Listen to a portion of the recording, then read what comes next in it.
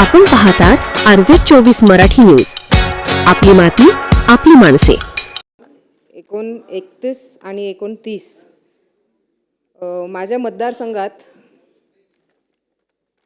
मुंबई अणुशक्तीनगर विधानसभा वाशी टोलनाकापासून राज कपूर चौक हे PWDच्या सार्वजनिक बांधकाम विभागाच्या खात्यात येत आहे आणि या हायवेला आपण सायंट पनवेल हायवे म्हणून त्याची ओळख आहे. यामध्ये गेल्या 2 वर्षापासून तिकडे बायफर्केशन करून नेटिंग लावण्यात आली होती. पण नेटिंग लावल्याच्या नंतर तिकडे सगळे डेब्रिस जमा करून घेतलं आहे.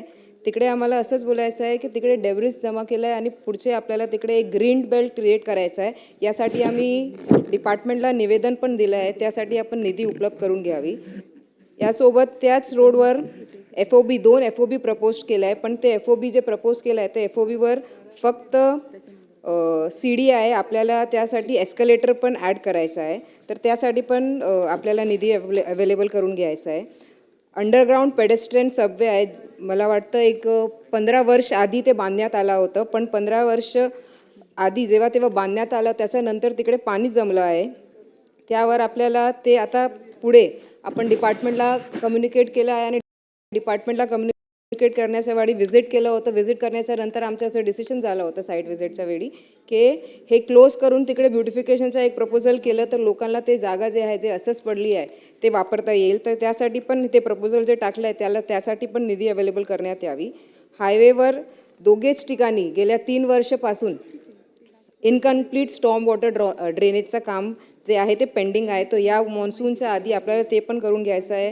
तर मंत्री महोदय येथे उपलब्ध आहे. तर माझी मागणी असंच आहे हे सगळे जे काम प्रलंबित आहे माझ्या मतदारसंघात त्याच्यासाठी निधी उपलब्ध करून याला या मॉन्सूनच्या आधी काम करण्यात यावे.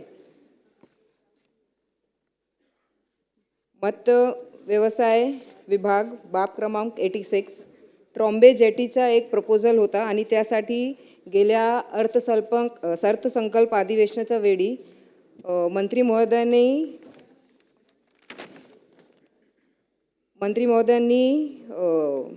निधी पण अवेलेबल करून दिली होती. पण गेल्या 8 महिनेपासून ते प्रोसिजरमध्ये अडकली आहे. तर यावर आपण काम डिपार्टमेंटला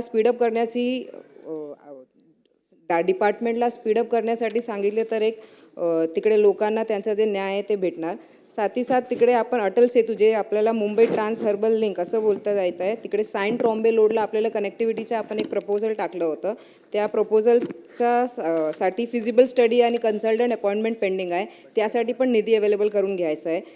तिकडे वॉटर टॅक्सीचं पण आपण प्रपोजल टाकलं होतं. ते वॉटर टॅक्सीसाठी पण फिजिबल स्टडी आणि कन्सल्टंट अपॉइंट करण्यासाठी डिपार्टमेंटला सांगितलं गेलं आहे. ते पण लवकर होईल तर तिकडे काम पुढे ढकलण्यात येईल.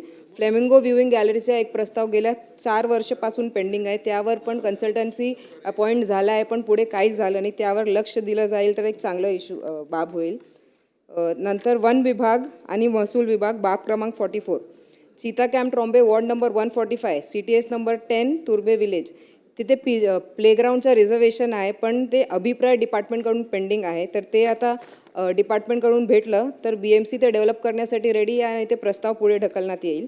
महसूल विभागकडे CTS नंबर 115 जिथे पूर्ण मुंबई ईस्टर्न सबर्ब्समध्ये एक पण स्पोर्ट्स कॉम्प्लेक्स नाही आहे.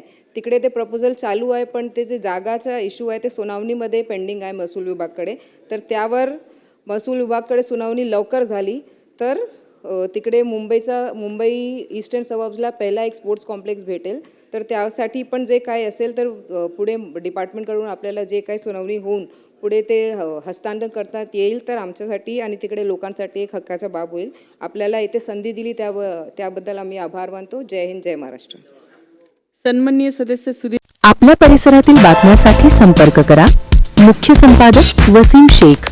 मोबाईल 8149797961. बातम्या आवडल्यास लाईक करा, कॉमेंट करा आणि सबस्क्राईब करायला विसरू नका.